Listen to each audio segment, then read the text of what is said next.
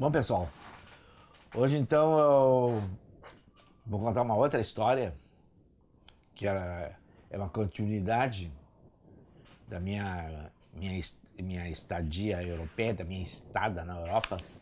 E foi um longo período, foi uma história que cobre 2 anos e 7 meses, mais ou menos, no total. Então quando eu saí de Porto Alegre para viajar para Londres, para fazer o curso em Edimburgo, eu tomei uma providência assim, como eu estava muito interessado em trabalhar em lazer, turismo, já com a minha vivência aqui, já tinha trabalhado na prefeitura em paisagismo, e eu subi e fiquei sabendo que uma empresa francesa tinha feito o projeto Rio Santos, um projeto ao longo da BR-101, todo o litoral brasileiro entre Rio e Santos, e essa empresa estatal francesa, junto a ela, eu poderia me candidatar a fazer um estágio em Paris. O objetivo era assim, ó, porque as consultoras, no caso, essa empresa estatal, chamada SET Internacional, SET é SCET,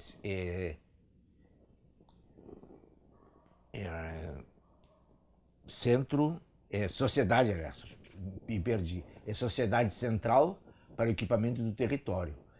É uma série de empresas, 7 que tem, 7 Betil, que eu vou mostrar os documentos, tem uma outra 7 que constrói grandes conjuntos habitacionais na França, e por trás dela tem um banco, o Caisse de Dépôt, que corresponderia à nossa Caixa Econômica Federal aqui no Brasil.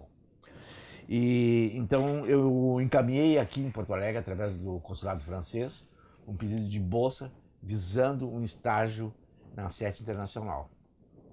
E fui embora para lá. Quando terminou o curso, quando eu estava lá em Edimburgo, no fim do primeiro ano, eu recebi um chamado através da nossa secretaria lá, que o consulado da França em Edimburgo queria a minha visita, ela queria falar comigo. Eu fiquei super feliz porque pensei, bom, está existindo a minha bolsa, está existindo a alternativa da França, vamos ver o que vai dar. Fui lá para o consulado e estava um velhinho super simpático, que aliás os escoceses são muito afetivos, assim, país de periferia, né, como outros, Rio Grande, etc.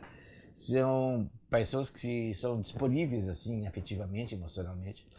E aí o velhinho, que era o cônsul francês, mas era o escocês, evidente, ele me disse, olha, chegou aqui, ele fez um gesto assim, esse dossiê aqui, que eu não sei o que é, mas se tu me explicar em francês o que é isso, eu cumpro minha missão aqui, porque eu fui designado para avaliar a tua língua francesa. Então, no meu teste vai ser isso, já que eu não sou professor de francês, uma coisa assim que ele falou. Aí, era o meu dossiê. Aí eu contei toda a história, que eu vinha de Edimburgo, né?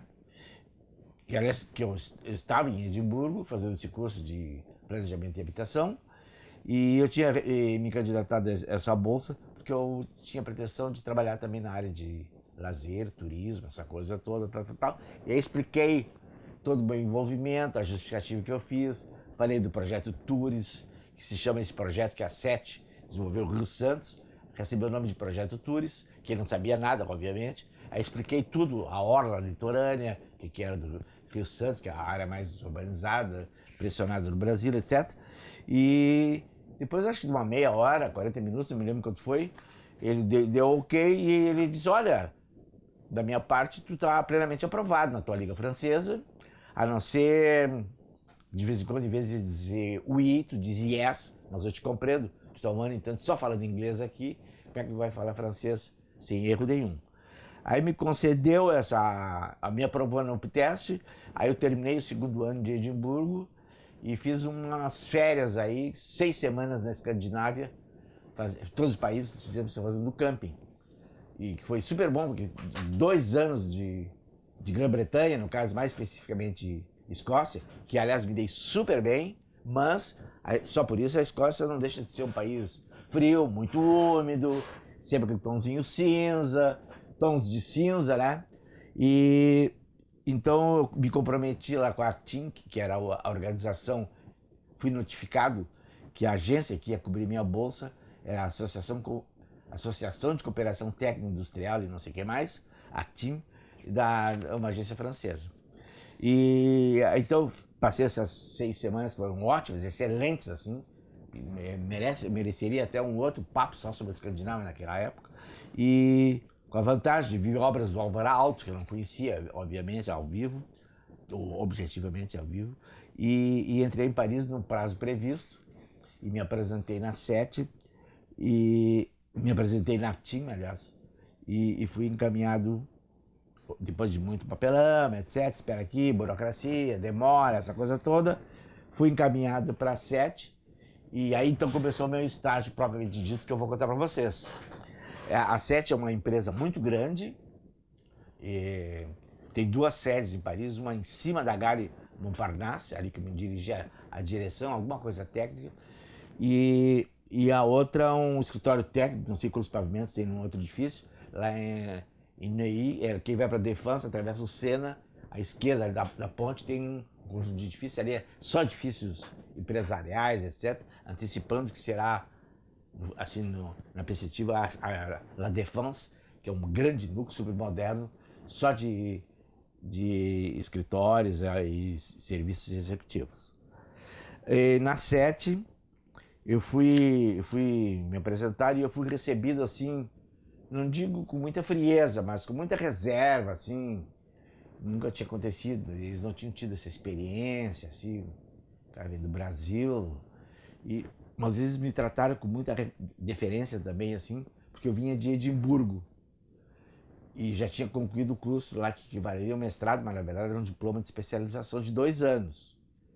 Então eu me senti, por um lado, seguro, que eu não era um picareta lá, querendo passar 6 meses lá em Paris, mas também, por outro lado, à vontade, assim, que depois de 2 anos enfrentando, assim, não tendo que passar por trabalhos práticos, exames, etc., um compromisso acadêmico, na verdade, tive que produzir um relatório, tive trabalho final em Edimburgo e tudo, eu cheguei meio à vontade e meio, logicamente, sério, meio assim, reticente também, como eles me receberam. Aí o que eles não, acho que eles não sabiam o que fazer comigo, aí me colocaram na biblioteca. A biblioteca era no meio do pavimento, tinha um aquário de vidro assim, uma biblioteca muito grande. E aí eu comecei, todos os dias lá tinha um horário fixo, que eu não me lembro, era de tarde, coisa assim, não, era 2 turnos. E comecei a tomar pé na biblioteca, ver o que tinha e o que não tinha, e conversando e tal, e conversei uma pessoa que foi super importante, que era meu coordenador de estágio, o Monsieur Poinçot, o nome dele, Poinçot, e eu acho que ele me deu alguma dica, não, vai por aqui, vai por ali na bibliografia.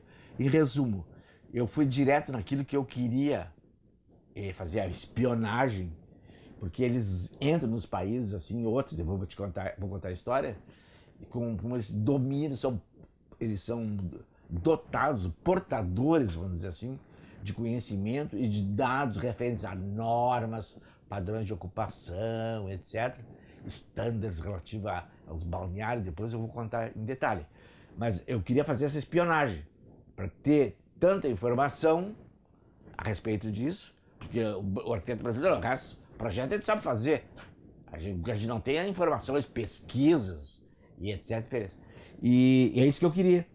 Aí então eu selecionei daquele vasto mundo que me apresentaram ali, os trabalhos mais recentes que eles tinham feito no exterior, porque como a SET é SET internacional, só tinha projetos no exterior, ali na SET, que era bom.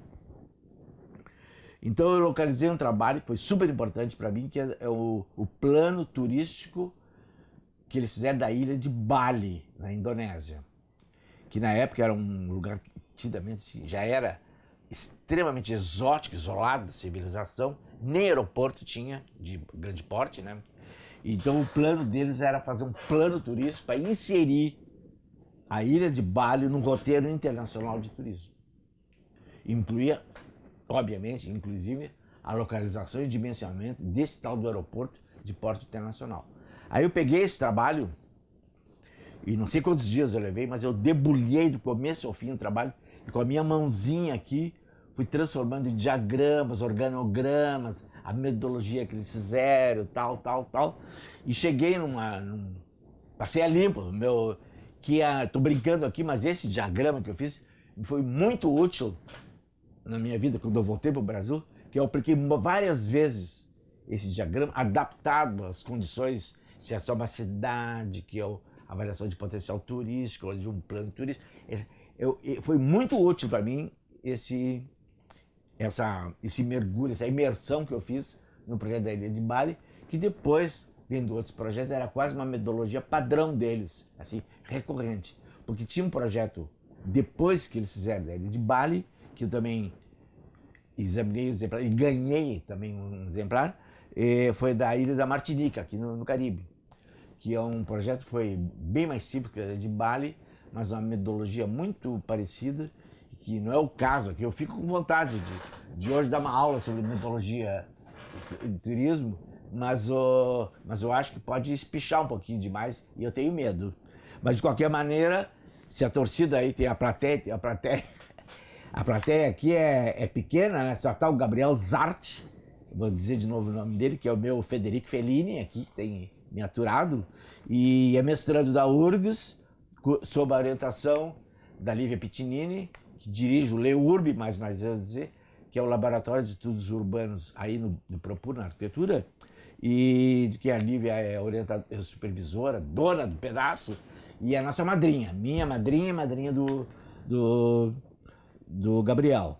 E então, mas retornando, minha plateia aqui é só o Gabriel e a Laika, a nossa cachorrinha pincher com Fox, que anda por aqui, da qual é apaixonado pelo Gabriel e ela por ela, ele por ela, mas hoje ela não vai entrar. Várias vezes ela tem entrado, quando eu me interrompo, houve um latido, é a Laika querendo participar. Mas hoje, como é lazer, turismo, tá uma coisa bem descontraída aqui, faz conta que a gente está até numa praia em Bali ou na Rio Santos, que é o objeto do trabalho. E então eu mergulhei nesse projeto e o Poinçot, quando veio a bolsa, comecei o estágio sem a bolsa, não tinha chegado ainda. Quando autorizaram a bolsa, que eu acho que eu recebi 4 meses, uma bolsa que, em relação à bolsa que eu recebi do Conselho Britânico, do British Council, para mim era uma bolsa milionária, sabe? Acho que me dava almoço e janta, acho que do British Council dava o café da manhã, né, sabe? Assim. E aí o Poinçot me chamou e me disse, olha, Balinski, Bissi Malinski, no caso, né? Não quero que fique do meu lado aqui o dia inteiro, mas também não quero que desapareça em Paris, porque eu sou responsável por ti. Então vamos combinar um modus vivendi aqui, tudo que precisar à tua disposição e à tua vontade. Tu pode fazer o que tu quiser. E aí então eu já tinha uma lista do que eu queria visitar. Então isso aí já faz parte do estágio, além da biblioteca, então essa imersão. A outra coisa super importante, que ele me abriu assim os contatos, eles tinham bastante autoridade assim nesse mundo do planejamento turístico, de lazer e tal, até porque eles eram subsidiários da Caisse de Depôt, que era a grana, né? E acho que pagava todos eles. E eu fiz uma lista para ver, primeiro assim, eu até fiz uma colinha aqui para não perder. Uma série de organizações ligadas ao turismo. Então, várias, por exemplo, eu não sabia que existia, nem tem aqui no Brasil, tem coisa muito similar. Primeiro, eu só vou enumerar aqui, dizer um pouquinho, uma palavrinha sobre cada uma. A VVF, que é a primeira que eu fui, é Village de Vacances Famille, é colônias de férias para empregados, geralmente empregados do governo, mas profissionais liberais em geral.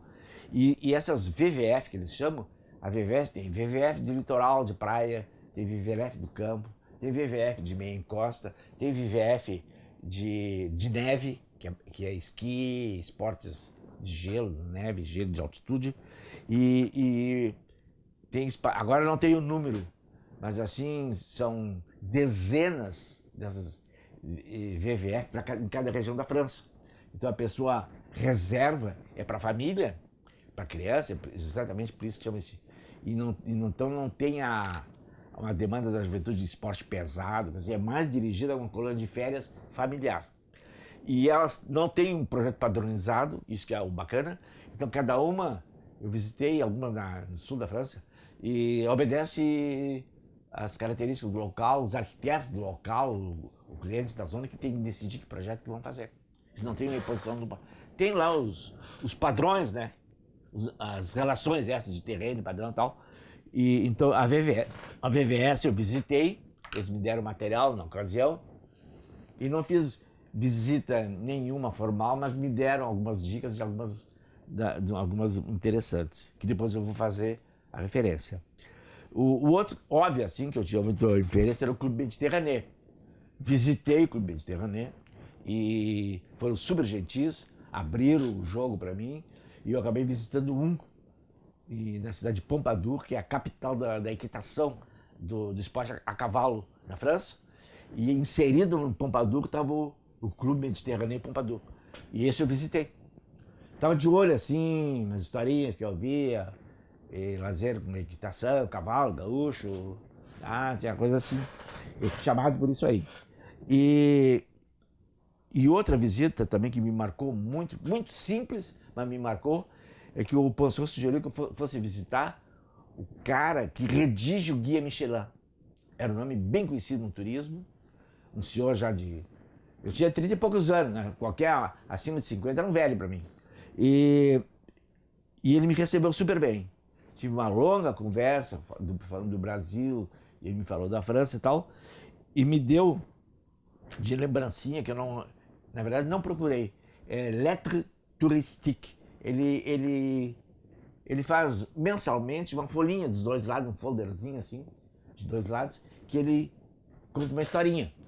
E esse que ele me deu, a letra, essa carta turística, uma mensagem turística, ele conta a história, assim, pequena crônica de uma vilagem, de uma vila de pescadores. História de uma vila de pescadores. Começo. E é impressionante que aqui no Brasil, pertinho de nós, dá para reproduzir exatamente o que aconteceu. Estou na minha cabeça agora Garopaba, porque eu conheci antes dessa invasão turística, lá nos primórdios, antes de eu ir para Edimburgo, já tinha ido lá, e não tinha nada, era só aquela vila, mas já grandinha. E outra que eu conheci bem mais, assim, mas não, cheguei, Bombinhas, ali em Porto Belo, que eu tinha muita ligação com um primo, ainda tenho, um primo que fazia camp lá, depois comprou uma casa de pescador, que eu usei muitas vezes essa casa, e depois ele, quando a casa estava caindo mesmo, estava afundando o assoalho, eles construíram uma nova e eu fiz o projeto. Então ficamos assim mais de 10 anos em todos os verões, fora de temporada, mesmo que era melhor em Bombinhas. E há pouco tempo, nós fomos lá e eu fiquei chocado, sabe? Fiquei chocado, coisa assim. É uma coisa surrealista, porque não tem mais nenhuma casa original na orla, isso aqueles grandes prédios de condomínio fechado e tal, é uma coisa impressionante. E a rua de trás, que eu dizia antigamente em Bombinhas, na frente é o Havaí, atrás é o Vietnã, porque aquela poeira, aquela casa, aquela buzinando, aquela gritaria, mas era a vida, sabe? E agora virou uma rua pedestrianizada, com todas as lojinhas que tem em qualquer lugar, que eu acho que os caras compram pedindo, me manda uma lojinha aí padrão Indonésia misturada com bom design e algumas coisinhas africanas para dar um tempero assim, mais local, coisas tipo assim, as loucuras.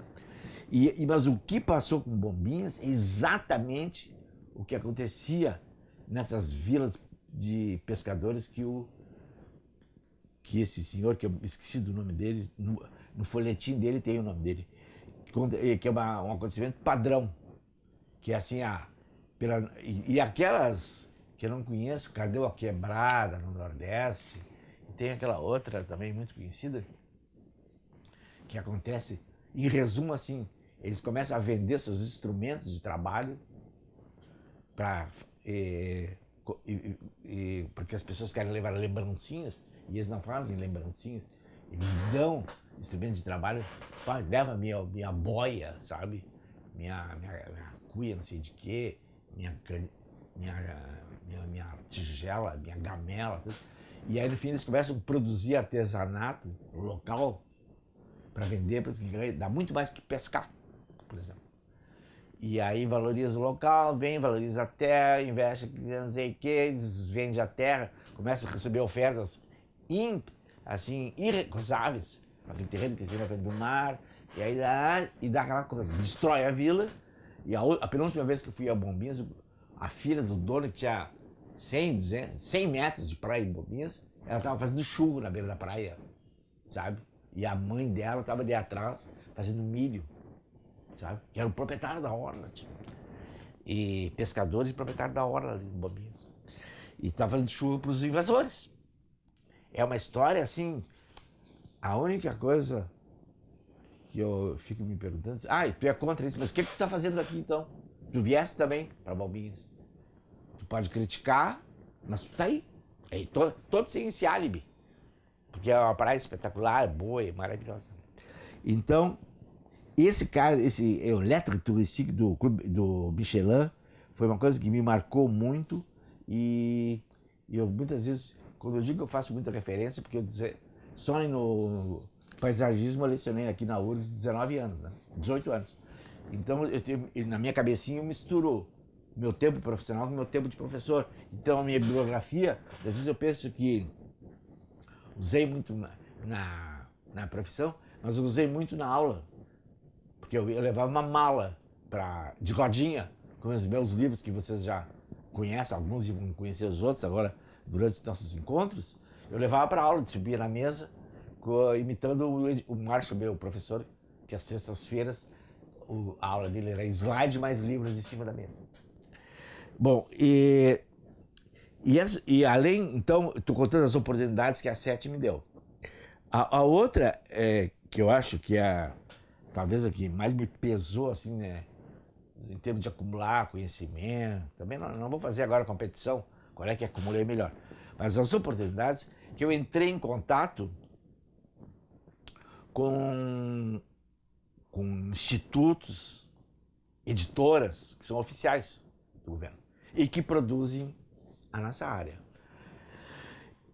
Então, antes de mostrar isso que eu estou falando para vocês, eu vou mostrar aqui, ó, o resultado do projeto. Eu não vou abrir, só vou mostrar esse volume aqui. São 3 volumes. Isso aqui é o original do projeto Tours da Orla Rio Santos. Eu abri de propósito aqui o volume das normas. E isso aqui assim em francês. E isso aqui que foi entregue para a Embratur, que é a empresa brasileira de turismo, que tinha contratado esse trabalho para eles. O trabalho tem 3 partes, é o projeto Tours como um todo, o estágio deles que eles fizeram, o trabalho de campo que eles fizeram aqui no Brasil, e a produção das normas, a capa está caindo já aqui, ó. E as normas que eles produziram e anexaram, vamos dizer, da experiência internacional, da experiência da França e tal. Quando eu estava lá, já fazia uns 2 anos que eu tinha feito esse trabalho, a atitude, a postura deles era muito queixosa em relação aos resultados que eles esperavam, que poderiam ter no Brasil, desse projeto que custou para eles, receberam da Embratur, mas custou muito trabalho, muita dedicação. A equipe francesa veio ao Brasil muitas vezes, é evidente. E desse trabalho, que mais vezes que vocês imaginam, eu não me lembro agora quanto tempo que eles trabalharam, mas aqui no volume, o estágio, conta em detalhes o trabalho de campo que eles fizeram. E eu não sei se a Embratur produziu outros documentos, mas o que eu tive conhecimento, e torcendo, espremendo esses 3 volumes, a Embratur produziu esse documento aqui, que evidentemente que eu li esse aqui, em detalhe. E ele foi na década de 70 isso aqui. E aliás, esse exemplar aqui, eu nem precisei ir atrás. Essa empresa Planisul, quando eu cheguei, trabalhei 3 anos na grande firma de consultoria, que eu acho que eu já contei no nosso encontro. Estavam na biblioteca, eles me doaram, até botaram, deu baixa aqui com carimbo da Planisul, não sei que eu não roubei. E aqui está a síntese do trabalho e eu vou mostrar uma coisa interessante aqui, que é eles trabalham muito com isso que a gente chama de carrying capacity, em inglês é capacidade de suporte. Quer dizer, a metodologia deles é assim, tem uma área de praia, por exemplo, pode ser de outros sítios, e eles calculam qual é o máximo e o mínimo de banhistas o número ideal que deve ter a ocupação dessa praia. E eles estabelecem padrão densidade mais baixa, o médio e o altíssimo, popular, com esse planejamento. Então eles produzem, fazem o equivalente numérico dessa situação aqui, de alta, média e baixa densidade, e esse número que vai impactar, por exemplo, o número de leitos de hotelaria relativos a essa área, a densidade habitacional para habitação coletiva, hotelaria, por exemplo, a densidade habitacional para unidades residenciais individuais, as casas. E nisso aí eles produzem diretrizes de otimização e deixam em aberto, vamos dizer assim, as decisões de projeto.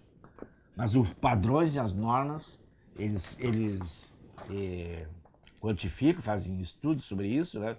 E produzem, vamos chamar assim, tabelas, algoritmos, conforme o equipamento, conforme o A, B, C, conforme o padrão escolhido para essa região, para essa praia, eles aplicam e estipulam, vamos dizer assim, que repetição, abrir por acaso qualquer planilha nessa. Então, e a coisa mais dramática que eu acho é o seguinte, eles expressavam assim um tom meio de frustração assim depois desse trabalho, e nesse meio tempo que eu estou contando, eu comecei a vivenciar a equipe da SET e fiquei muito amigo deles. E a tal ponto que um dos arquitetos, chefe do serviço, do trabalho, um dos arquitetos que veio ao Brasil, acho que mais de uma vez, e ficou apaixonado pelo Brasil, é o Filiatre, o sobrenome dele, e ele aqui nesse volume principal que eu me lembro, ele me fez uma dedicatória super carinhosa, com amizade, e já meio brincalhão, como se fosse brasileiro. Ça c'est bien, vai, alors, isso é verdade. Aqui tem uma frase do Haroldo de Azevedo, que eles botam aqui na prancha, que diz assim, aqui nunca sei, não é epitáfio, mas tem um nome parecido com isso. Diz assim, ó, franceses e italianos orgulham-se das belezas da faixa costeira do Mediterrâneo, conhecido pelos nomes de Côte d'Azur e Riviera Francesa. O litoral norte de São Paulo é incomparavelmente muito mais belo e tem seu futuro assegurado com a projetada rodovia que, beirando o Atlântico, ligará Santos ao Rio de Janeiro. Haroldo de Azevedo. Esse nome para mim é bem conhecido, acho que ele era geógrafo, tinha livros dele, não sei. E o Filiatre escreveu, isso é verdade mesmo que ele está dizendo, ça, c'est bien vrai. Alors, isso é bem verdade. Filiatre, com amizade, ao Rogério Marista. Então eu fiquei bastante amigo deles terem liberdade de me dizer o que eles estavam achando mesmo. Então eles estavam assim, eles desenvolveram uma proposta que já tinham desenvolvido, já tinham visto em outras cidades, que esse desenvolvimento de orla tem uma pressão muito grande, óbvia, sobre a orla, e portanto tem que ser muito bem disciplinado e controlado as densidades. A outra, acessibilidade, tem que ser feito com muito cuidado para a própria acessibilidade não destruir o local. O que é isso? Coloca a BR-101 muito na orla, destrói a orla, faz uma barreira de acesso e a insegurança, impacto, paisagem, qualidade. Quer dizer, colocar uma BR-101 bem na orla, não é na orla, na beira, tem uma função destruidora em vez de conservadora. Mas isso que a Embratur fez, por pressão da indústria da construção, do imobiliário, essa coisa toda, da tradicional, contrariaram a orientação e fizeram, e essa orientação está escrita aqui.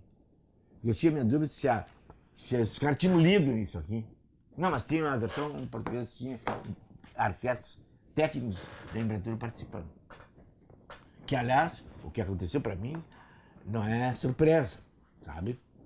E se a gente tem um pouco de consciência do que tratamento que a paisagem tem, isso aqui não é nada, perto que estão deixando a floresta queimar, o Pantanal destruir. Então, a destruição da paisagem, a falta de controle efetivo sobre a paisagem, sobre o meio urbano, nem se fala e tal, é muito grande. Então, vamos dizer assim, é mais um caso para a gente lastimar que o projeto Tours não foi implementado, com a principal orientação deles, que eles chamam de desenvolvimento em pente de cabelo, né? O pente, que tem o pente aqui e tem os acessos e joga o grosso do tráfego, o peso, para afastar da orla e cria um acesso com bolsões. E entre esses bolsões dá para manter reservas naturais, linhas de drenagem natural do terreno, etc, etc. Então,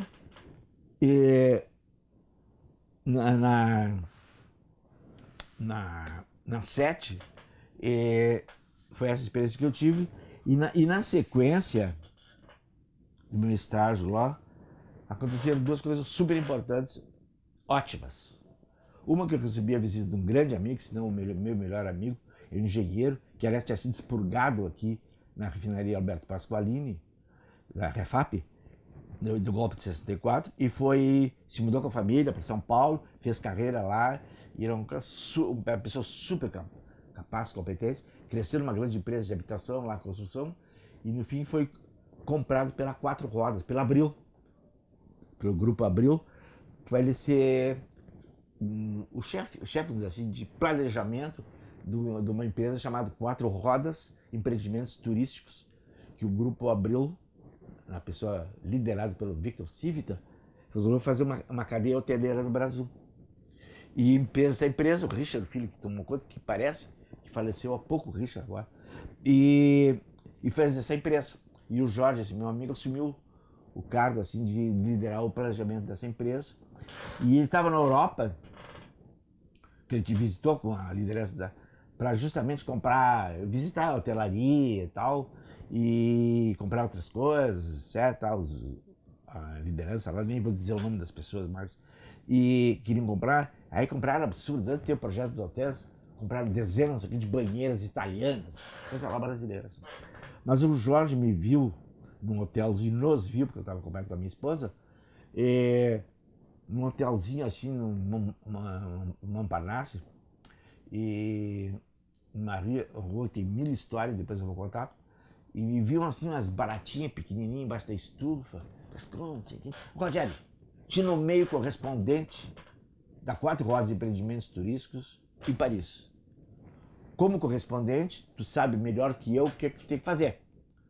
Então, tu vai receber um salário de $500 por mês, vai ser retido 200 em São Paulo na empresa, porque é o limite de remessa de dólar para o exterior, é 300, e eu quero te desejar boa sorte, tu é o nosso correspondente. E no mês seguinte eu comecei a receber.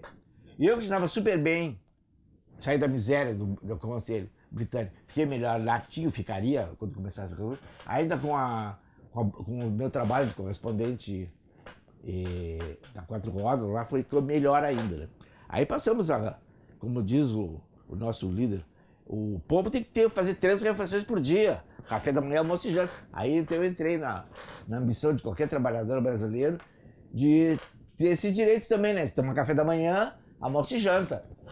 E aí foi muito bom, porque tinha muitas coisas que eu queria adquirir, assim, de bibliografia, passeios, viagens, que a gente pode fazer. E aí meu trabalho da Quatro Rodas foi muito simples, porque tudo que eu conseguia material, isso que eu contei, VVS, Mediterrâneo, contato com o Michelin, eu pegava duplo e mandava para eles no malote, que abriu uma loja em Paris, tinha um jornalista da Veja, muito conhecido, que era o correspondente, e eu mandava pelo Pneumatique, que as pessoas não sabem o que é, um correio pneumático, um tubo pneumático, um correio pneumático, que liga as agências de correio em todos os bairros.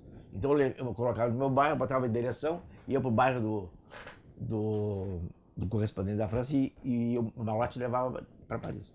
Bom, depois eu conto como é que terminou essa história. Mas o principal é que eu comecei a passar bem lá, né? E aí entrei em contato, com isso que eu fiz um breve intervalo, mas bem grande. Eu comecei a visitar editoras, livrarias, etc. Um que me impactou muito, eu trouxe aqui alguns exemplares, é o IAURP, aqui é muito conhecido, o pessoal que trabalhou aqui em urbanismo e tal, é Instituto de Amenagement de Urbanismo, e Urbanismo, isso, Amenagement e Urbanismo da região parisiense. Seria o que seria aqui mais ou menos parecido aqui em Porto Alegre da Metroplan, é um órgão de planejamento, é um instituto que tem uma vasta produção de promover pesquisa, bibliografia, traduções de trabalhos de todos os países.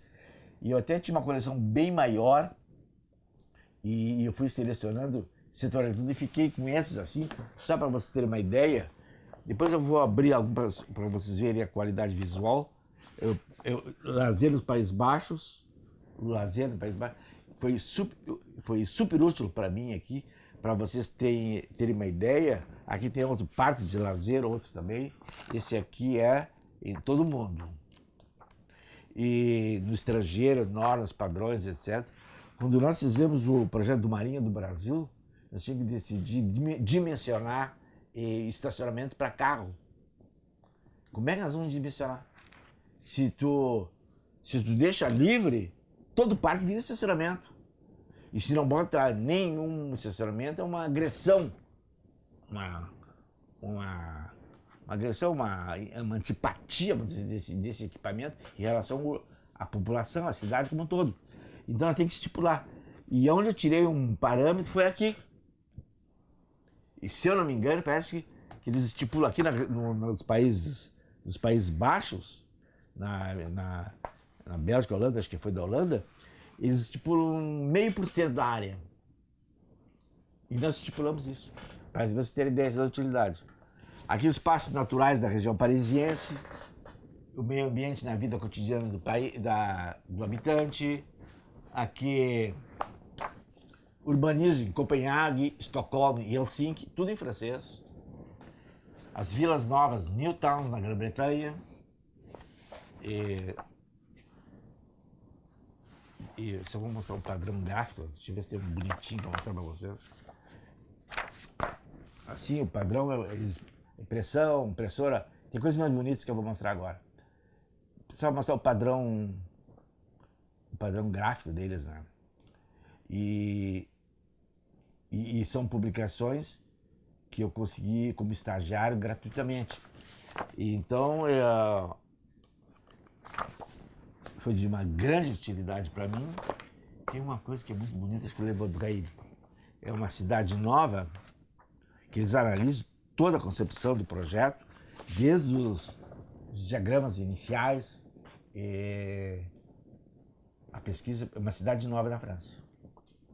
É um método de estudo e a realização do projeto. Esse volume que eu estou segurando é a metodologia do trabalho. Desculpe.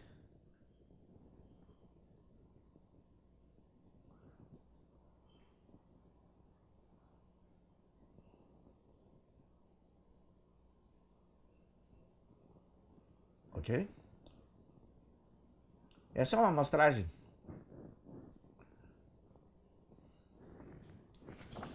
Eu vou ver se tem mais uma ilustração que seja mais impactante. E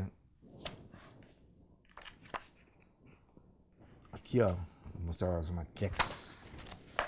As maquetes de volume alternativo de maquetes.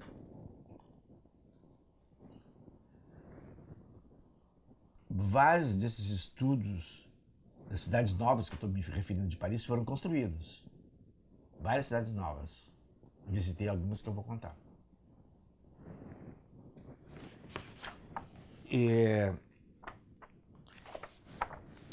Depois aqui, cidades novas na Escandinávia também.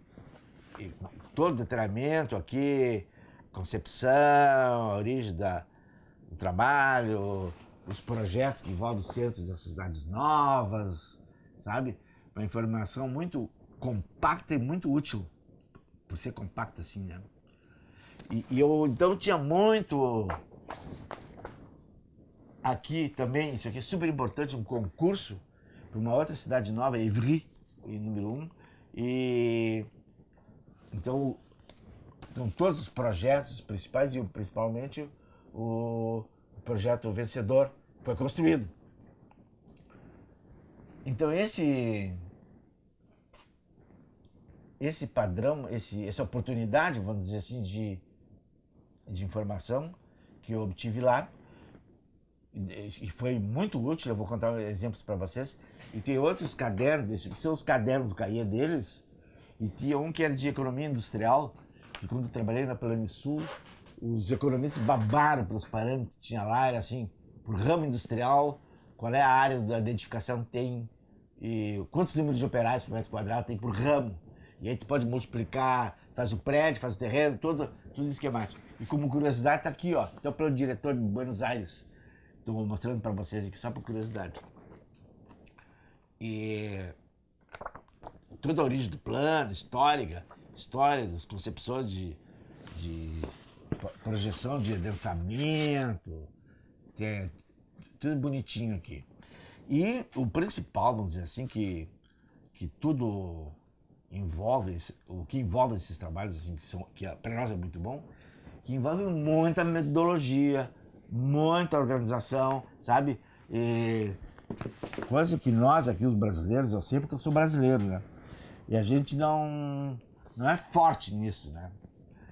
E é forte porque a gente não acumula, não repassa, então cada vez que a gente vai fazer alguma coisa parece que tá começando do zero. Ou muitas vezes acontece, e que aconteceu com a febre de fazer planos de diretores, que o pessoal já tinha o esqueminha plano de diretor e botava lá um centro, a perimetral, umas radiais lá, botava os coloridinhos, sei o quê, e seu plano diretor, sem a consistência, vamos dizer assim, sem a testagem de modelos, etc.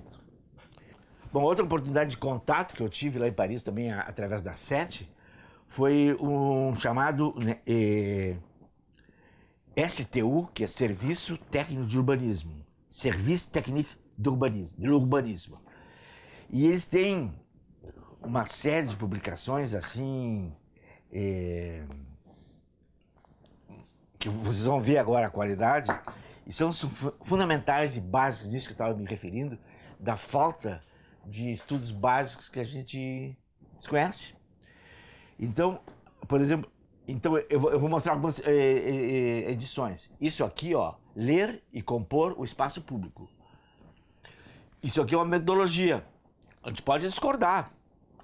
Isso aqui é de 93, acho que foi a edição. Já é... Isso, 93. Comprei posteriormente ao meu estágio. Mas eu entrei em contato e vários livros que eu comprei lá na época, inclusive visitei.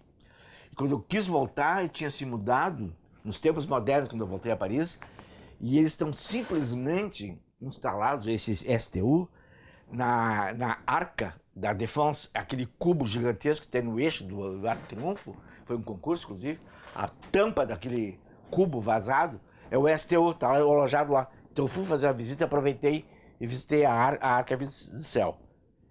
Aqui é composição, aqui tratando de composição urbana, que eles chamam, referências. Então também, metro, vou dizer botar uma página aqui. Essa aqui é bonitinha, ó. Tem uma foto de Versalhes uma foto aérea de Versalhes e a planta. Como nós já falamos de Versalhes, né? Então vocês vão se identificar plenamente onde é que nós estamos aí. E não estou com a pretensão agora de mostrar o livro todo, mas só como referência assim, para vocês terem ideia do padrão gráfico e e da a qualidade, vamos dizer assim, de ver uma coisa mais técnica aqui para vocês. Bom, esse foi um contato. E depois, esse aqui são 2 volumes da composição urbana, tem as referências que eu mostrei para vocês, e depois um volume que várias vezes eu voltei a ele, e que é assim, eles pegam um exemplo de trabalho e fazem uma anatomia o como é que se pode reduzir esse exemplo dado com diagramas. Deixa eu ver um exemplo que graficamente, aqui tem um bom. Como é que se pode se resumir, sintetizar esse projeto, por exemplo? Qual foi a alma, a essência, as linhas iniciais de condução do projeto? São orientações assim extremamente objetivas e pragmáticas, assim. Logicamente que tem alguns melhores, outros piores, um tem justificativas claras, outro muito subjetivismo, sabe? Ok? Então esse STU, eu estou botando os livros mais pelo STU, que é o Serviço Técnico de Urbanismo, do que o livro provavelmente dito, que você obviamente não vão ter noção, mas isso aí eu quero valorizar, que foi extremamente assim útil para mim. E aquilo que eu disse, depois eu me dei conta que não é só na minha vida profissional, mas também como professor na URGS. O urbanismo eu levei 29, né, 18 paisagismo. Então, esses livros aqui, várias vezes eu levei para aula, por exemplo. Esses aqui.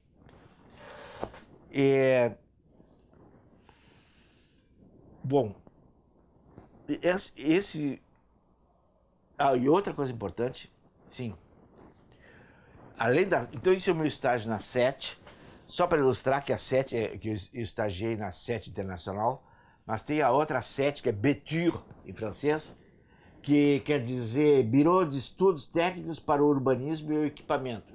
Bureau de Estudos Técnicos para o Urbanismo. Que é esse R, meu Deus? E de equipamento, tá? E eles produzem, então, papers, assim, documentos. Eu vou pegar por azar, peguei por azar com H, que é a sorte, assim, aleatoriamente. Ó, base, quer dizer, uma área, né, de espaço aberto e de lazer em Étampes, uma cidade. Documentinho. O outro aqui é um parque mesmo, ó. Parque de descanso e lazer em Tremblay. Tem aqui a publicação não tem interesse nenhum como gráfica, assim, mas tem o método, tem a composição do programa, tem lá a área de cada equipamento e etc, etc. Então essa é a SET-BT, que alimenta não só os profissionais em geral, mas alimenta também a IORP, essa região, o Instituto de Planejamento tem eles têm essa preocupação o francês, né? Da metodologia, da visão global, como as diferentes competências do projeto e tal.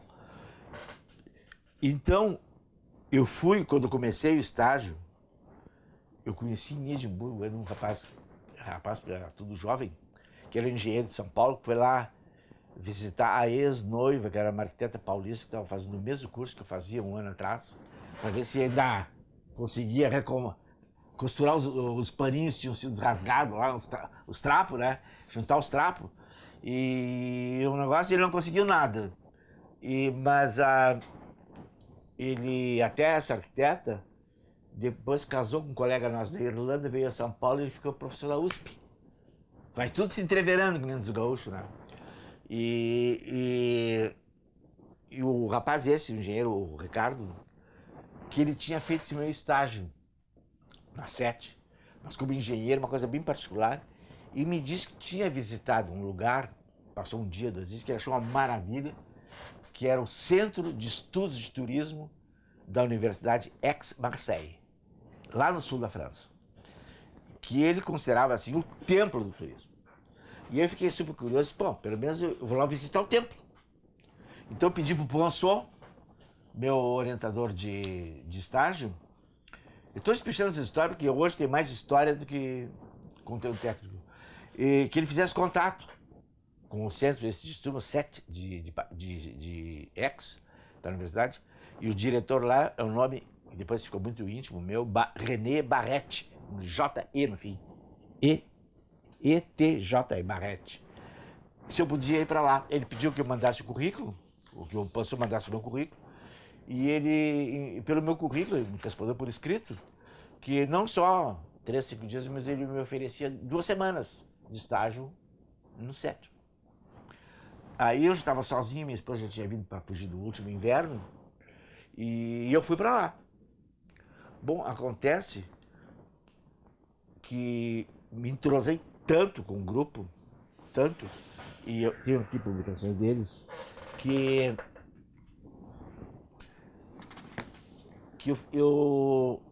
eu fiz mais amizade lá em Aix do que 2 anos em Edimburgo. Porque sul da França, lá no norte estava inverno, lá no sul estava mais ou menos como Porto Alegre, sol bonito, sol. E eu me lembro que eu fiquei chocado no dia que começou a chover, eu senti um pingo. Porque na Escócia não chove como aqui. É uma garoa permanente, a gente tá dando d'água praticamente. E acho que eu tinha perdido mais cabelo, acho que a hora que não caía pingo na minha cabeça. E eu me lembro uma coisa que me chocou, assim, aquele pingo caía, parecia um teto de zinco aqui na minha cabeça. E, em resumo, eu me entrosei tanto com o pessoal, com o Barrette, que eles me convidaram para participar de trabalhos. Então eu participava pau a pau, assim, com eles, eu vou mostrar um trabalho. E também o Barrette me apresentou o centro, eram vários prédios pequenininhos, assim, num campus assim, da universidade. E uma biblioteca excelente assim, na área de turismo. E o Barrette me levou para a biblioteca e disse assim, Maninsky, olha aqui, ó. Aqui tem a biblioteca, aqui tem essa máquina Xerox. E eu até tinha separado. E tu tem liberdade de copiar o que tu quiser. Então, eu fiz estar lá em cima, mas eu achei que tinha. Bom, não interessa. E eu sei que eu trouxe trabalhos inteiros, assim, de todo mundo. Porque ele tinha uma correspondência com todo mundo. Tinha até no porto de Glasgow, um na costa da Iugoslávia, parques não sei de que, na Tunísia, o sistema de parques não sei de que, da Tunísia.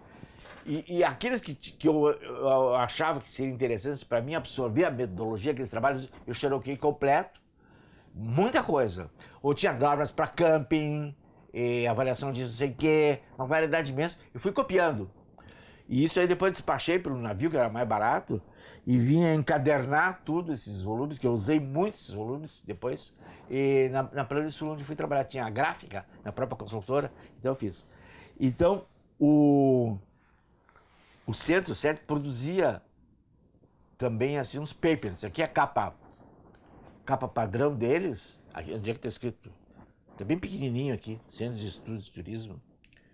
E só para você ter ideia do capricho, essa capa aqui padronizada, todas as edições era a mesma, eles mudavam a cor conforme o gênero da publicação. E aqui, ó, a homenagem é a urbanização, o urbanismo dos espaços de lazer em aberto, plein air, quer dizer, em pleno ar, no ar aberto. E eram papers assim bem modestos, a impressão, né? Mas com dados assim muito importantes para servir de base de projeto. Programas de mencionamento, sempre cheio de tabelinha, conforme o país, conforme a região. E isso aqui, na verdade, é uma síntese da bibliografia de uma época X lá. É uma síntese documentária, uma síntese de documentação. Não é um índice, vamos dizer assim, que tu... Esse aqui tem meu nome? Não. Esse não. E o trabalho que eles me convidaram para participar foi esse aqui, ó. Lazer na região de Toulon, na Alère Toulonnaise, na área de Toulon. Esse trabalho, sim, eu participei. E estava vencendo as minhas 2 semanas lá, e aí o Barrete me convidou para ficar mais 2 semanas. Aí mandou uma carta pro Poinçot, meu orientador, solicitando que ele me liberasse para eu ficasse um mês. O Poinçot até deu graças a Deus que eu não estava lá em Paris do lado dele. Então eu fiquei um mês em Aix, falando agora uma visão geral do trabalho, do meu estágio. E nesse mês, além, por exemplo, isso aqui, ó, que é um trabalho que eu fiz, até vou mostrar. Participei, assim, pau a pau com eles. Tá impresso meu nome bonitinho, nunca tinha visto meu nome participando de uma edição francesa, né? Aí, o Gabriel, tu capricha aí, que meu nome tem que ficar legível agora. Fico.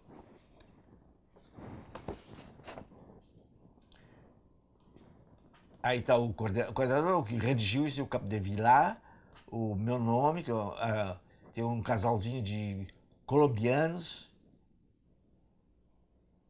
o Messi Teles e a mulher, e eu acho que aparece o nome do diretor, o Barrete, René Barrete. Então fica documentado para todos aqueles que falam mal de mim, né? Que ousam falar mal de mim, que eu sou papudo, não sei o quê. Tá aqui a prova. E mais disso, meu nome tá ali, porque podia subornar o cara para botar meu nome. Eu deixei meu rastro aqui no trabalho com os desenhos e os gráficos que eu fiz para ilustrar isso aqui. Tem várias dessas folhinhas, eu não vou mostrar todas. Logicamente que eu vou mostrar mais bonitas, claro. Deu foco? E esse trabalho é assim, ó. Toulon é uma região entre Marseille, na costa, a outra cidade grande, acho que é Menton, não sei. E na costa, Côte d'Azur, que é uma cidade já com a orla mediterrânea saturada, evidentemente. Então a prefeitura, a municipalidade, está tentando fazer uma estratégia de conquistar mais áreas interiores para desenvolver projetos de lazer e turismo no interior. São centenas de metros, não são quilômetros. E com isso eles estavam providenciando, que eles fazem, que é uma maravilha, né? Eles fazem um banco de terras, vão adquirindo terra para futuramente implantar essas áreas de lazer. Ok? Vamos ver outra bonitinha aqui para mostrar para vocês. Em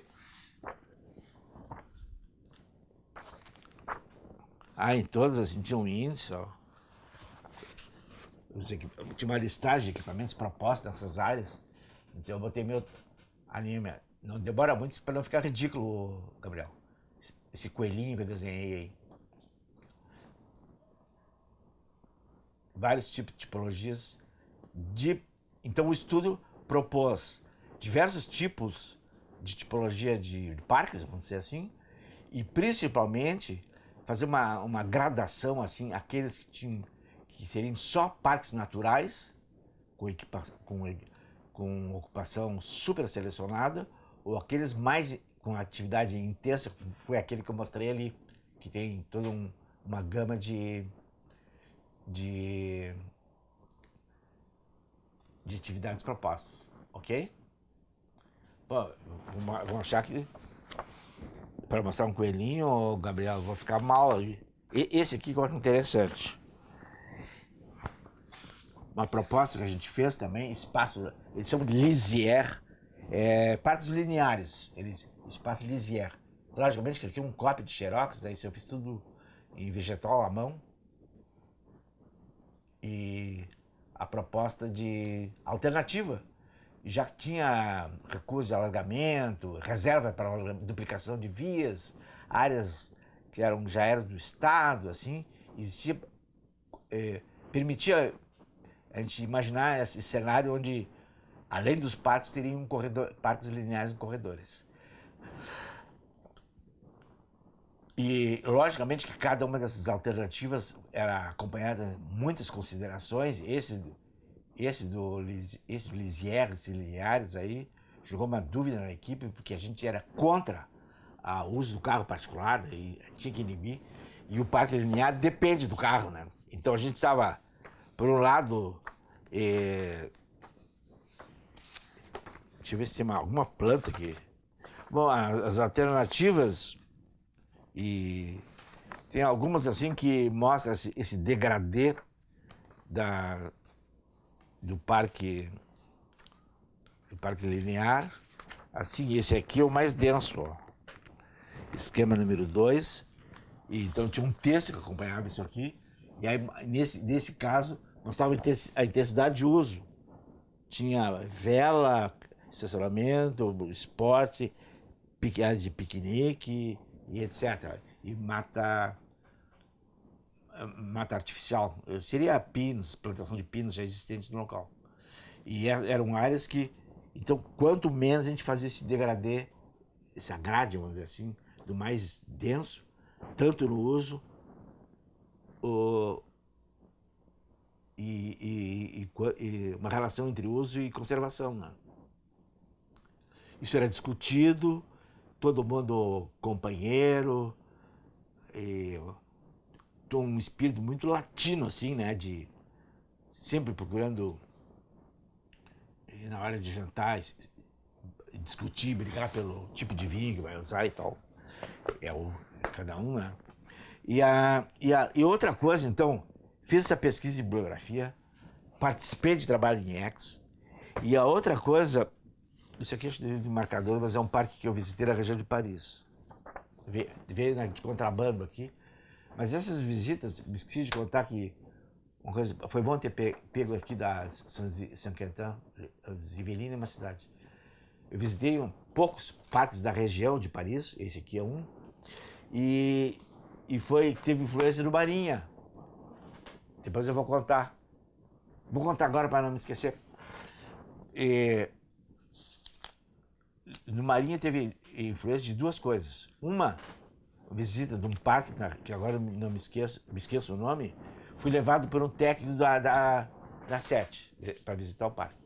E lá nesse parque tinha um lugar chamado Espaço Quadrifônico, que era, na verdade, um modelado no terreno com 3 caixas de concreto para receber o equipamento de som, para receber as caixas de alto-falante, e tinha música programada. Não sei se naquela época ela chegava com um disco, não vai chegar com um disco de 78, mas era alguma coisa parecida lá, devia ter um toca-disco, e tocava lá, não era coisa sem fio. E a CD eu achei super interessante. E no Marinha, que vocês vão ver agora, porque está invertida a ordem, uma das âncoras do eixo verde é o espaço quadrifônico. Só que aqui do Marinha é super grande, ele é elevado por cima da Avenida Beira Rio, enxerga o rio, e é o único lugar onde tem flores, uma área colorida de flores aí no Marinha, é na frente do quadrifônico. Porque aí o cara está sentado na grama, o sol se pondo, aquela fumaça, aquele negócio lá, e o cara já fica vendo aquelas flores, fica uma coisa meio, fica uma coisa meio psicodélica, pôr do sol, som. Não construíram isso, fizeram aquele buraco lá, que é um piscinão do Demai, mas eu tenho esperança que faça uma limonada daquele problema ali. E a outra importante também, que teve impacto do Marinha, eu vou contar, é que, voltando ali para Paris, junto na SET, com o meu amigo Jorge, da Quatro Rodas, eles estavam interessados também em fazer uma rede, Abril, de pequenos supermercados. E não tão grandes, vamos dizer assim. E esse era o problema dele de mencionar. Então eles souberam que tinha uma rede em Paris que tinha esse padrão, porque o francês é muito refratário a shopping center. E a rede chamava Parly 2. É Parly com Y no fim e 2. Parly 2. E o Jorge foi encarregado, depois que a equipe da Quadra foi embora, ele ficou para trás para visitar pelo menos, e me convidou para ir com ele. Ele estava sozinho, eu conhecia bem, já dirigia em Paris, tinha carro, um carrinho que era de uma professora minha, esposa do professor. E aí nós visitamos, um ou dois, não me lembro, eu me lembro direitinho, e aí eu internalizei a lógica do supermercado, os limites do supermercado, não, do shopping center, os máximos e mínimos de área, de pavimentos, a função das âncoras, a função do corredor, que é embretar a pessoa para sair comprando, esfregar o nariz na vitrine e sair comprando, E eu internalizei. Então não foi por acaso assim que no Marinha nós imaginamos que ele podia funcionar como um shopping center. Depois vocês vão ver em detalhe. 2 âncoras e um corredor no meio, que é o chuveiro.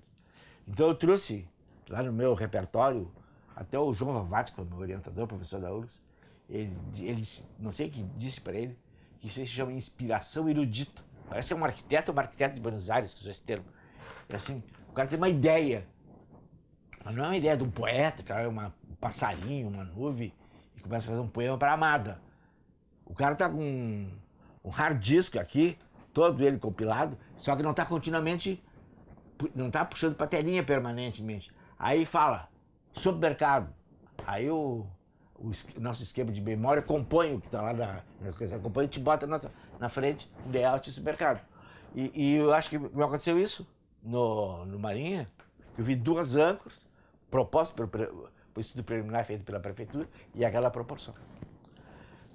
Tá, o retorno, agora voltamos para E7.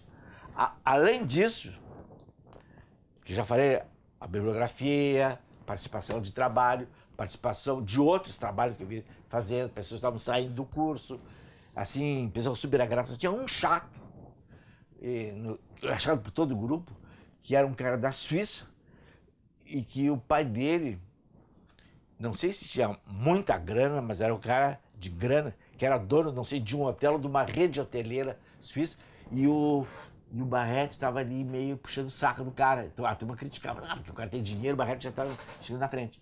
E ele era o único cara, assim, o resto estava em casa, né? Aí eles me propuseram fazer uma viagem com eles. Barrete de Marseille está bem no centro assim, do litoral francês. À esquerda, que está olhando para o mar, é a Côte d'Azur, famosa. Saint-Tropez, Cannes, diz outros aí, cidade, termina lá em Menton, na fronteira da Itália. Cap d'Antibes, tem vários nomes assim que são muito importantes. E à direita, que atrás da direita tem uma região muito importante que é Languedoc-Roussillon, que no meu estágio aqui eu vi detalhadamente, trouxe muito material, no plano regional, Languedoc-Roussillon, e que fez na orla do Mediterrâneo, que era uma zona de banhados, muito baixio, insalubre, tinha muito mosquito, pragas, essas coisas todas. Eles fizeram um plano regional de tornar aquilo habitável e fazer estações, um plano turístico. Então, como aqui tinha âncoras em praias tradicionais de séculos já, né? Todas as praias, as cidades, todos os nomes famosos têm origem numa vila de pescador. Aqui não tinha nada. Então eles fizeram um concurso e fizeram projetos. E aí o pessoal me convidou para fazer a viagem e eu já estava milionário, né? Eu disse, não, eu pago o carro, aluguel. Aí nós alugamos uma caminhonete Renault e nós fomos primeiro para a esquerda, Côte d'Azur. E eles demoraram e brigavam entre eles, não é pelo urbanismo nem pelo paisagismo, é onde é que tinha vou chutar agora, onde é que tinha um cocovan melhor que o outro, porque eu vim não sei o quê, e ficavam brigando. E fizeram os polos de atração assim, na base da gastronomia francesa, regional. E, não, peixinho lá em Sete, na Porta e não sei o quê, blá, blá, blá. E aí, e entre um prato e outro que aparecia o lazer, turismo, não sei o que, estou exagerando, mas é quase verdade. Então nós fizemos primeiro para a esquerda e depois vamos para a direita. Na hora tinha projetos de arquitetos bem conhecidos e eu vou mostrar primeiro um caso aqui da esquerda que é muito importante,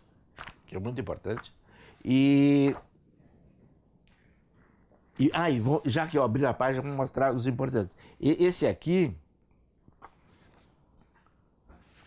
eu sempre me esqueço do nome. Mer des Anges. Aqui tem uma marina feita na zona nova, essa que não tinha nada. Então eles tiveram a pretensão, e pelo sucesso de público, acho que eles conseguiram, fazer uma arquitetura livre, assim, ele sempre se faz referência à arquitetura brasileira, latina, né?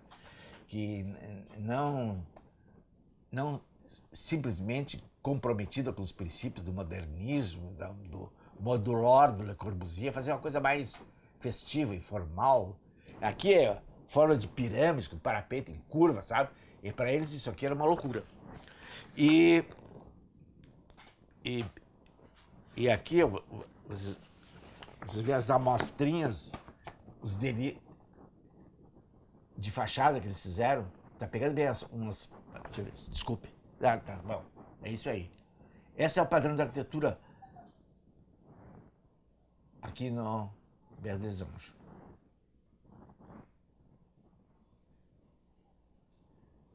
E apesar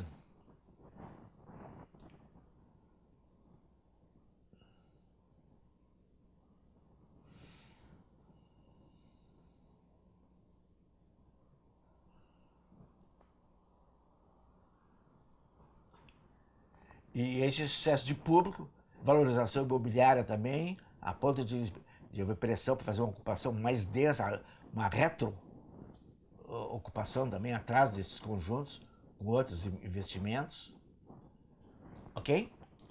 E tiveram também a presença de arquitetos muito conhecidos.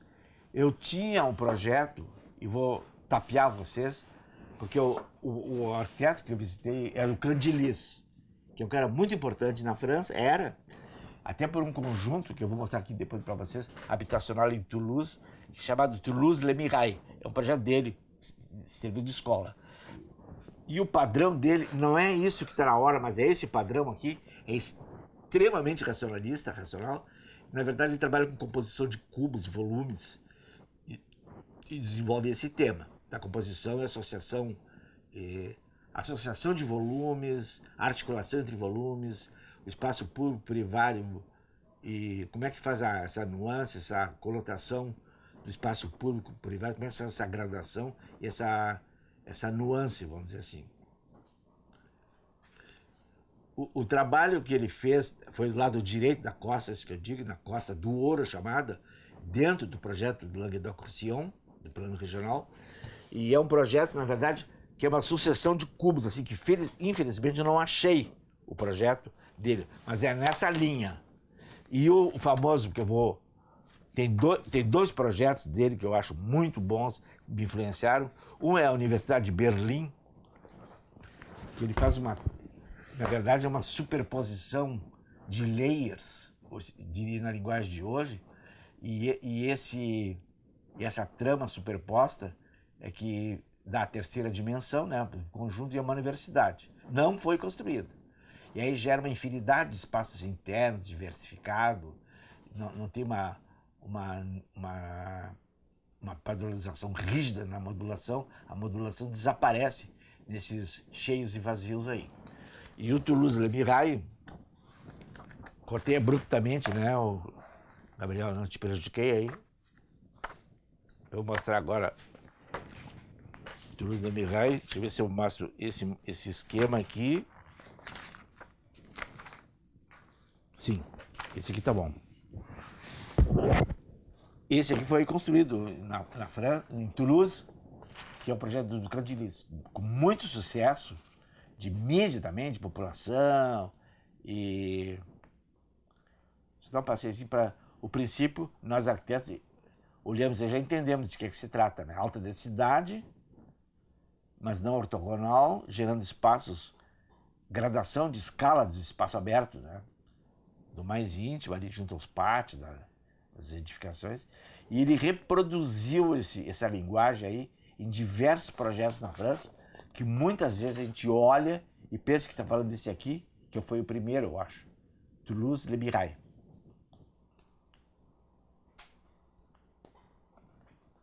Ok? E eu vou deixar para o fim aqui o projeto que fez o maior sucesso na França. Eu tinha deixado marcadinho aqui. Tá, acertei. É assim, ó. Aquela arquitetura moderna do Candilis aqui, Tá gravando, né, ô Gabriel? Ela teve uma resistência muito grande na população. Porque a frieza, a geometria, não sei o que, não tem beiral, não sei o que, não tem enfeite, não tem ninguém, vegetação. E a iniciativa do arquiteto, que agora não me lembro o nome, daqui a pouco vai aparecer, ele é muito conhecido. Até no texto aqui, eu já peguei a palavra-chave que eu queria mostrar, que isso aqui contrasta, está escrito aqui até, com o projeto do Languedoc-Roussillon, ali do Candilhês. E o projeto é esse aqui. Já vou explicar o que é.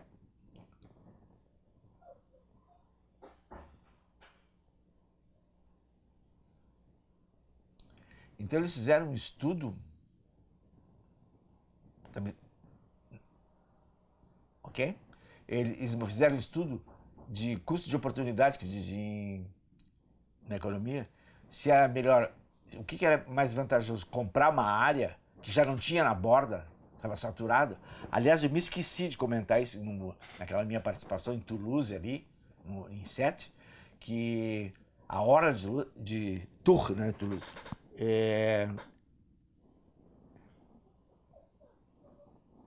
de Toulon, aliás, essa que eu participei, né, essa da Sète, e não existe mais possibilidade de ocupação na hora propriamente dito. Então, aquela pressão para ir para o interior que estava valendo, pressionando. Eu vou procurar uma coisa que eu quero mostrar aqui para vocês.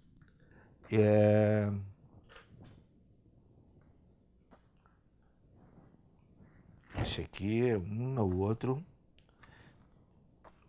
É essa foto aqui que eu quero mostrar antes. Esse aqui, aquela que a foto ficou melhor aqui, se opondo tanto àquela do Candilhês como a essa aqui que eu estou mostrando agora, houve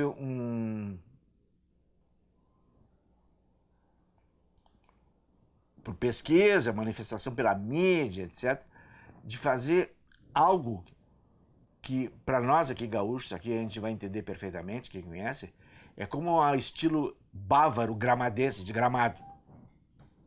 O estilo da Bavária. E então eles fizeram esse empreendimento, que agora está me esquecendo, por incrível que pareça, eu não estou com Alzheimer, me esqueci do nome, mas é super... Daqui a pouco veio o nome. E aqui tá, a lâmina que eu queria mostrar, já sei, já vi que tem aqui. O nome também, tapiei aqui, vi o nome ali. É Port Grimaud. Grimaud é G-R-I-M-A-U-D. Port Grimaud. Então, em resumo, os estudos indicaram que seria mais barato fazer isso que vocês estão vendo aqui, aterrado na água. Bem aqui à direita, tá no mar, bem aqui à direita é Saint-Tropez, que é um ponto altíssimo, uma valorização muito grande, que era a praia preferida da Brigitte Bardot, para quem se lembra quem foi ela. Então eles fizeram por etapas, e aqui aparece bem, ó, o que em corte, em cada finger, cada dedo desses aqui, no meio tem um carro, depois vem a casa, depois a marina. Então é carro, casa, barco.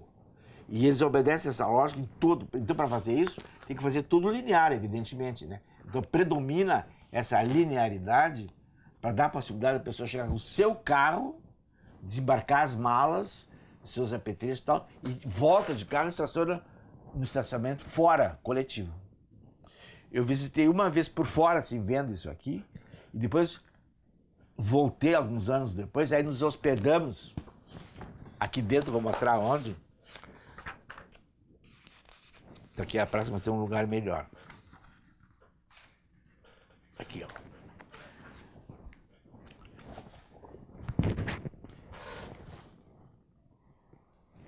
Aqui tem um hotel, me hospedei aqui, ó. Nesse cantinho aqui.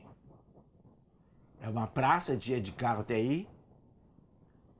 E isso aqui é todo um cenário. E o repertório aqui formal da arquitetura é toda provençal, histórica, inspirado na arquitetura, como o Gramado se inspirou na arquitetura da Bavária, bravadense. o Paul Grimaud se inspirou na arquitetura no sul da França. Em homenagem ao arquiteto, né? O maior sucesso está aqui, ó. Sperry, o nome dele. Roubeu, né? François Sperry. 2 R's, Y no fim. E foi um sucesso, e é um sucesso estrondoso, assim, a tal ponto que eles foram construindo etapas e mais etapas. Eu vou mostrar agora aqui algumas vistas, uma plantinha e umas vistas interiores. Agora pode mostrar com calma, Gabriel. O espaço inteiro é muito agradável, tem uma gradação muito boa de restaurantes, bares, serviços e habitações de diversos tipos, que são sobradinhos geminados, geralmente, e assim, e não faltaram críticas dos arquitetos, do Instituto de Arquitetos da França, do IAB deles, a queimar o projeto. Porque até eu aprendi aqui com o professor da área do patrimônio, me lembro que o Kurtz, que foi nosso guru na arquitetura histórica, né? E o pessoal do Instituto de Patrimônio Histórico, do IFAM, tinha uma frase que eu gostava, que dizia assim: cenografia jamais. E aqui, cenografia é tudo. Tudo é uma cenografia. Então, isso aí, comparando esse projeto aqui com essa, vocês não viram o propriamente dito, mas deu para imaginar o que seria o projeto do Candeliz. Era uma superposição de cubinhos brancos um em cima do outro, sem beiral, sem sacadinha, sem tijolinho à vista e tal. E aqui, eu vou mostrar uma coisa super interessante, que o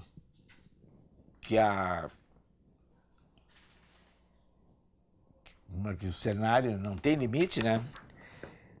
E tem uma construção que parece um forte. Vou ver se eu acho aqui.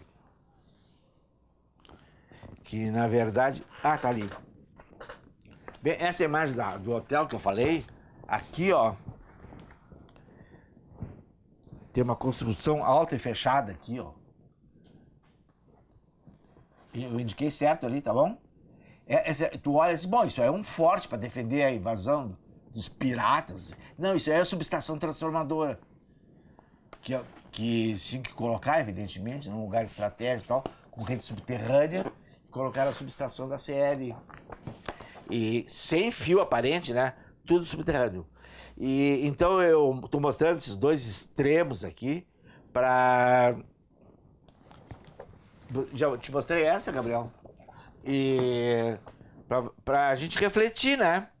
O famoso gosto da clientela, a moda, etc, etc.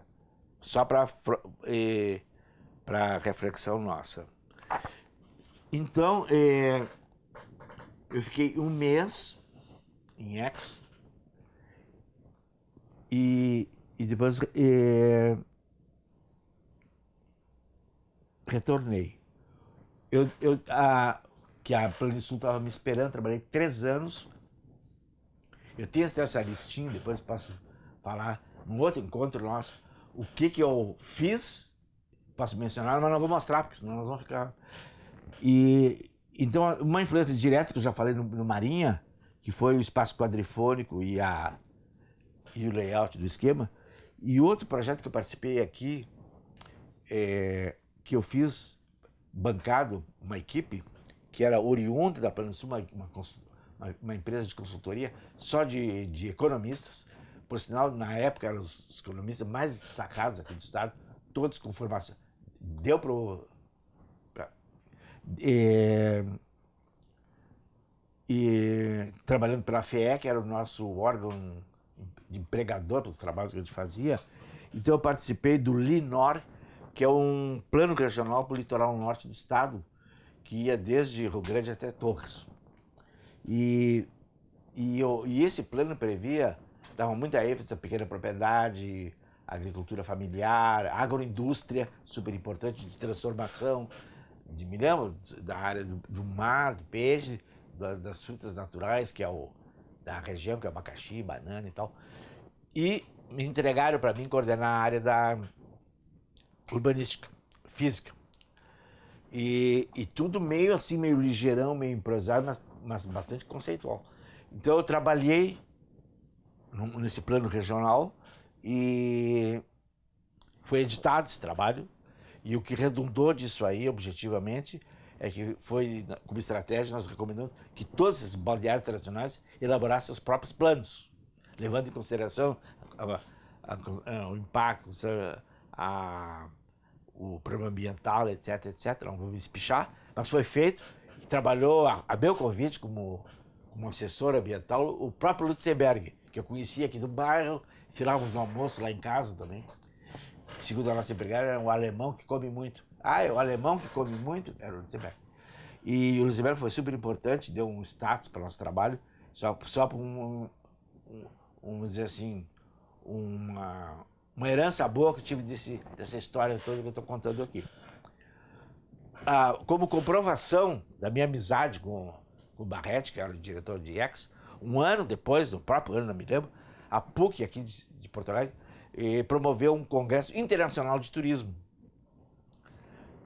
E me esqueci de contar que logo que eu cheguei, a PUC me convidou para lecionar turismo na PUC, no curso de turismo. E já dominando a metodologia, doutor, né? Cheguei na província, eu sou imediatamente considerado um especialista da área. E aí então eu dei a disciplina 2 anos e meio, 2 semestres e meio, e o primeiro foi muito bom, porque o pessoal que veio é todo o pessoal que trabalhava na área. Ou era secretário de turismo de uma cidade, ou era grande experiência em hotelaria, e foi uma beleza trabalhar. O segundo foi mais ou menos, e o terceiro, não vou entrar em detalhes, porque aí foi um escândalo, assim, um desinteresse da turma, e um certo dia, bom, fechei a bagagem e saí pelo cantinho, né? Mas a PUC promoveu um congresso internacional de turismo e eu indiquei que o Barretti viesse. E o Barretti veio, participou, e logicamente que eu tinha sido meu estagiário, agora eu estava eu aqui de anfitrião. Então eu fiquei com ele todo o tempo, ele participou, e até algumas pessoas acharam que tinha mais papo ali, mais palavrório do que a Espanha estava assim, né, e desenvolvendo turismo hoteleiro, um sucesso tremendo, o turismo na Espanha, pós-Franco, pós a ditadura, né? E o Barretti veio aí, mas foi ótimo, sabe? Primeiro se consolidou nossa amizade, conversamos muito sobre turismo, e o Congresso Internacional. E aí o lance que eu quero contar, que é folclórico, um dia então no centro da cidade, tem que convidar o Barretti para almoçar. Temos que levar em conta que nós estamos na década de 70, não tinha essas vinícolas que tem hoje, predominava a chamada uva Santa Isabel, que por acaso foi desenvolvida aqui no estado, fazia um vinho qualquer coisa, e o melhor vinho que tinha era a vinícola super conhecida, era a Granja União, que era uma vinícola séria e tudo tal. Mas era limitado pelo repertório que tinha naquela época de uva, né, de videira. Aí eu pensei, o que eu vou fazer agora, convidar esse cara, né? Para onde é que eu vou levar? Parece que por outras vezes o pessoal convidou lá. Aí eu pensei, eu vou levar ele pelo menos no lugar típico, eu lavo as mãos, é o que nós temos. Convidei ele para comer um filé no chalé da Praça 15. Estamos lá no meio de uma praça histórica, um chalé, sei lá qual é como a gente pode chamar aquele estilo, mas moderno, que não era nem antigo. E pedimos um filé e tal, que era um prato famoso no chalé, e o vinho, obviamente tem que pedir vinho. E aí eu pedi assim, o que eu considerava, acho que se considerava aqui, o melhor vinho que chamava Grand Rouge, da Granja União. Que era uma uva que eu nem me lembro o nome, nem tinha nome. E aí, comemos, tal, o Barretti tomou o vinhozinho aí, e aí eu perguntei para ele, disse, Barretti, o que o senhor achou do vinho? Ele pensou assim, muita delicadeza, cavaleiro, e disse, c'est différent. Ele disse, é diferente. Eu achei genial, porque agora, quando eu me aperto e não posso dizer isso aqui é uma porcaria, isso é um vinagre, como é que eu vou dizer? O que eu vou dizer? Teu vinho é um vinagre, não tem gosto de nada. Não, c'est différent, é diferente. E tem razão, é bem diferente do que ele toma lá na França, né? E é diferente aqui. Então eu adotei, passa adiante, tem muita gente que adotou o C de Ferrão, para dizer em português também, é diferente. Mas o principal é que o Barrete veio aqui, e fechou esse ciclo. Anos e anos depois, um outro passeio lá, eu passei lá para ver como estava o Barrete, ele estava lá ainda, totalmente isolado na universidade. Eu já tinha tido notícias que a universidade tinha isolado ele, deixado ele com aqueles centros de turismo, que passou a ser uma biblioteca de relatórios de turismo de todos os países, sabe? E até ele me pediu para mandar os últimos relatórios do Embratur, que ele estava faltando na coleção dele, mas eu achei que assim já não era mais aquele impacto que tinha antes. E falando desse meu retorno, eu vou consultar. Ah, sim, eu tenho que terminar uma história, mas eu vou contar. Eu peguei, fui ver, falei de tudo, a minha volta aqui, só faltou falar assim. Me perguntavam, aí Rogério, eu já contei essa história. 2 anos, 7 meses custasse para te adaptar? E eu disse, olha, eu acho que eu levei uns 15 minutos no aeroporto. Me falaram que para eles tá. E o Jorge de São Paulo me mandou recado. Rogério, agora tu tem que vir aqui em São Paulo, que é o correspondente de turismo em Paris, né? Tu vai ter que chegar aqui e dar um papo para a equipe toda. E para, inclusive, desbloquear teus $200 por mês que ficaram bloqueados aqui. Fui, fiz o seminário, acho que era o grosso da equipe técnica, inclusive com o dono lá, o Richard, filho do Civita, filho do velho Civita. E aí expus esse papinho que eu levei hoje com vocês aqui, expliquei, logicamente, na área que mais detalhes técnicos, assim, na área que eles precisavam.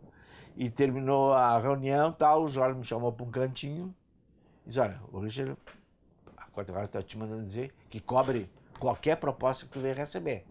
Nós queremos que tu venha trabalhar conosco. Mas acontece que eu já estava na Planinsul. Uma semana, eu já estava, entrei queimando pneu já na Planinsul. Né? E aí eu disse, eu vou te dar uma resposta, não posso te responder agora.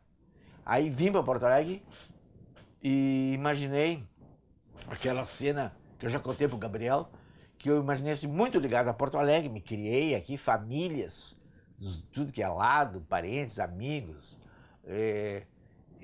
me sinto ainda assim, muito o famoso morador da cidade pequena, assim, mas não é que eu tenha passado mal lá, eu fiquei muito dividido nesse assunto, em São Paulo. E na minha viagem, Londres, Edimburgo, Paris, principalmente Londres e Paris, me sentia super à vontade. Dirigir em Londres, hoje eu não consigo imaginar. E aí eu imaginei a seguinte cena, para terminar nosso papo hoje aqui. Eu disse assim, um dia o Vitor Civita, do Abreu, se levanta de manhã, tá na beira da cama, assim, botando as meias, e pensa assim, o que eu tô fazendo, que loucura é essa, de fazer uma rede hoteleira com 21 hotéis. Eles já saíram, já tinham comprado vários desses terrenos. E o que eu vou me incomodar com a rede? E ainda era associado com postos da Petrobras, que ia ser hotéis de porte médio, dependendo da zona, evidentemente. E um dia ele levanta e diz, sabe uma coisa? Já tá me enchendo esse troço, vou fechar essa coisa. Cheguei lá pro Jorge, não vou ficar. E vim embora. Pouco tempo depois, não sei se foi um ano, assim, aconteceu exatamente isso. Não sei se ele estava botando as meias a hora que ele decidiu, mas ele decidiu acabar com tudo aquilo. E o cara que assumiu o meu lugar foi um arquiteto de São Paulo, que ele era conhecido, tinha sido até presidente do sindicato, não era assim, um gurizinho. E ele foi, assumiu o meu lugar, em São Paulo, evidentemente, onde eu ia assumir, mas com o fechamento ele foi mandado para Recife, porque o primeiro hotel, não sei se fez outros, por coincidência, depois eu me hospedei nesse hotel. Visitei esse hospital, esse hotel, é em Olinda, junto a Recife. E ele teve que, ele estava, na ocasião, precisando mesmo de trabalho, não podia dizer, então, para lá não vou. Foi, a família ficou, tarará, sabe, uma coisa muito traumática situação essa que eu passaria se não tivesse dito não. Então eu achei que aquele meu lance de intuição E estou aqui, voltei para Porto Alegre, fiquei até hoje, enquanto estou conversando com vocês aqui. Senão, possivelmente, nem estaria aqui, estaria lá, sei lá onde, impensável. Então é isso por hoje, pessoal. Até o próximo encontro.